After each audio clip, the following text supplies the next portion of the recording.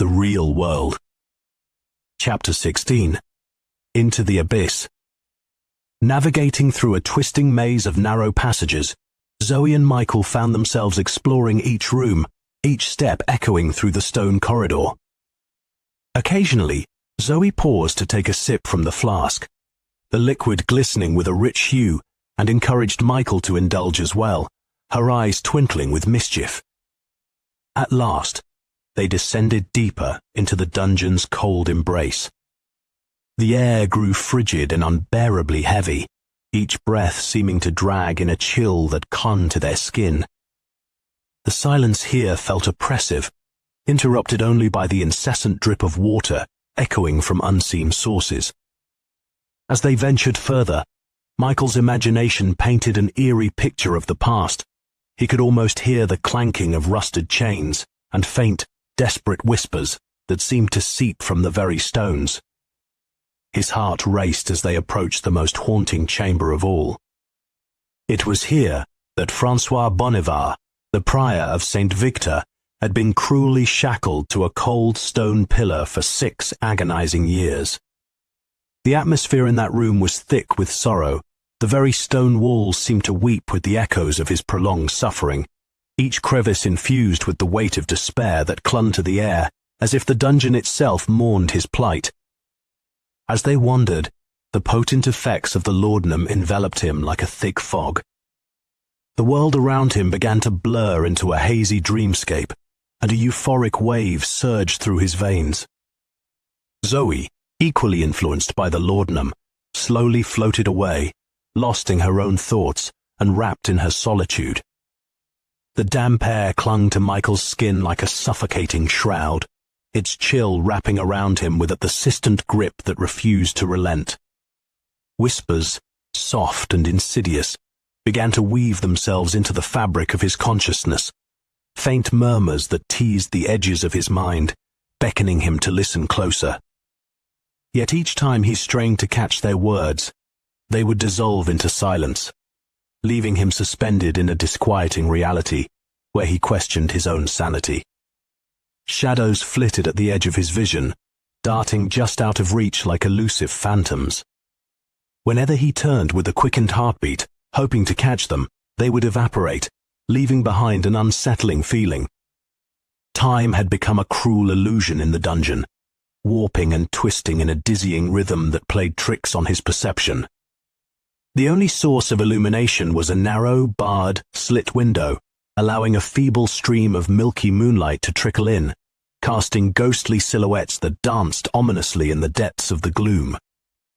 This dank and stifling environment seemed to nurture his deepest fears, a relentless dread creeping into the very marrow of his bones. Pressing himself into the rough-hewn stone of a corner, he could feel the cold seep into his skin, gnawing at him like a winter's chill. Shillong loomed around him, a monument steeped in dark, violent history, and the dungeon felt like a personal hell.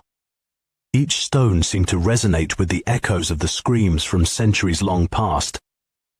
As he looked around the enclosure, he noticed a thick mist coiling around him like a living entity. From within this swirling fog, ghostly hands began to emerge, their spectral fingers stretching out, desperate and yearning. They clawed at the cold stone floor, the sound of their translucent nails scraping against the surface. The hands reached for something. They reached for him. Panic bubbled up within him, igniting a primal urge to flee, yet it felt as though unseen tendrils pulled him back into the depths of anguish.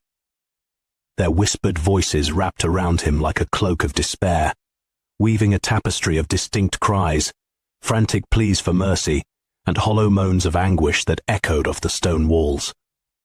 Squeezing his eyes shut, he pressed his hands firmly against his ears, desperately trying to block out the voices that clawed at his sanity.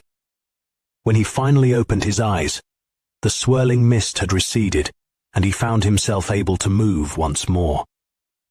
He scrambled to his feet, his fingers edging in the cracks in the cool, rough stone wall as he pulled himself upright, a gasp catching in his throat. From the shadowy recesses of the dungeon, a hand emerged, its fingers splayed and seemingly beckoning directly toward him. Time seemed to stretch as the spectral hand slowly extended, inching closer until it finally made contact with his skin. A cold chill raced through him as a face began to materialize from the depths of the darkness, the contours shifting as it formed a semblance of reality. He felt an urge to scream, to voice the terror swelling within him, but all that escaped his lips was a raw, guttural sound that reverberated painfully against the ancient stone walls, echoing his horror. Then, like a soothing balm amidst the turmoil, he heard a soft voice cut through the tension. It's okay, Michael. I am here. She murmured, her voice a soothing balm that broke the stillness of the cold dungeon air. Her delicate fingers glided over his cheek. As she leaned in closer, her lips brushed against his, igniting a passionate blaze that spread through him like wildfire.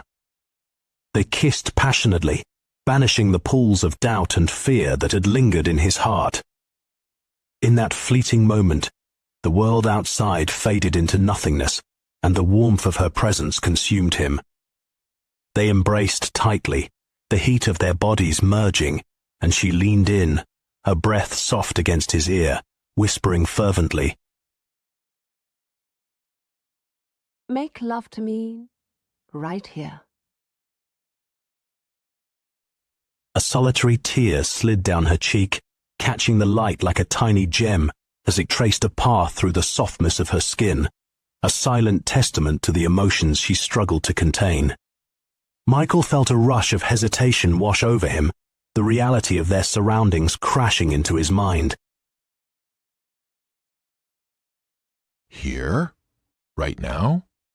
He asked, his voice barely above a whisper, as he struggled to reconcile their fervent desire with the bleakness of their circumstances.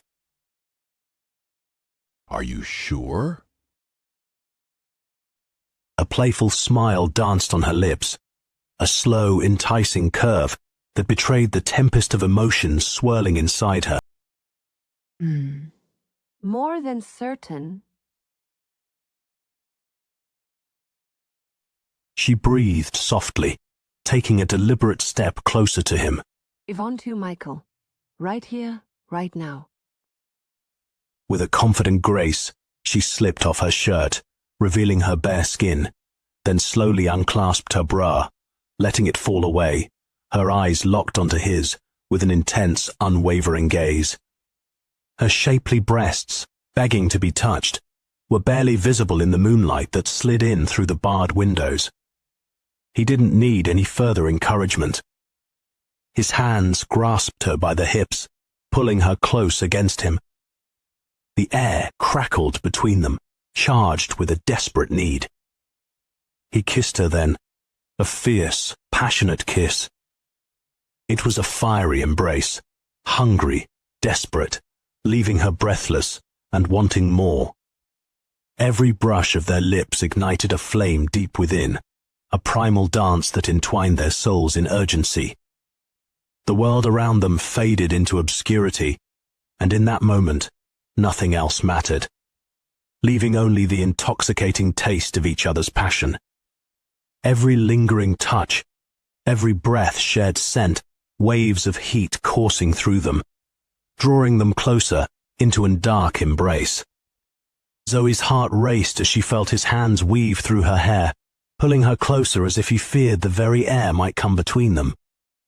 In a whirlwind of movement, she unbuttoned his shirt in a rapid flare and unbuckled his belt on his pants, letting them slide to the floor. They stumbled. Their bodies were a frenzy of tangled limbs, crashing down onto the rough stone floor. This moment was devoid of delicacy. It was about surrender, about unleashing the fierce desire that had simmered beneath the surface and letting go completely. Michael was a tempest as he roamed over her with restless hands, yanking her skirt aside and discarding it carelessly, his touch igniting every nerve in her body.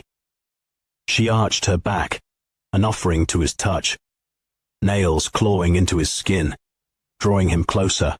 Oh, God, yes. Ooh. Don't be gentle. She gasped, her voice dripping with a heady mix of lust and longing. He took her, with the same ferocity he'd kissed her with, their bodies moving in a raucous rhythm, driven by an insatiable hunger, a primal energy that had filled the dimly lit dungeon. The unforgiving chill of the stone floor pressed against their skin, but it was merely a distant sensation, overshadowed by the electrifying connection they were forging. Their breaths intertwined, sharp and fervent, creating a symphony of need and desire that pulsed in the heavy atmosphere around them. Her voice was a deep melody that escaped her lips, begging for more. Zoe gazed up at Michael, her eyes sparkling with an intense heat. As their bodies moved in unison, the world outside faded into nothingness, leaving only the intoxicating rhythm of their lovemaking. They were lost in the moment, spiraling toward a breathtaking climax that surged through them like a mighty wave, overwhelming yet exhilarating. The rapture of their desire washed over them, leaving them breathless and spent yet electrified, their hearts still racing with the echoes of their wild, undeniable fervor. At that moment, nothing else existed, just the two of them, entwined in a passionate dance against the backdrop of eternity. After a while of laying in each other's arms, they rose and dressed, the weight of unspoken words hanging between them like a haze. Before they finally stepped away from the stolen moment and made their way back toward the entrance, the world outside awaiting their return.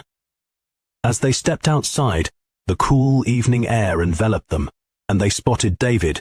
He was standing staring at the stars, a few paces away, looking as if he were caught in a dream. Zoe's fingers intertwined tightly with Michael's, a silent bond as they moved forward together.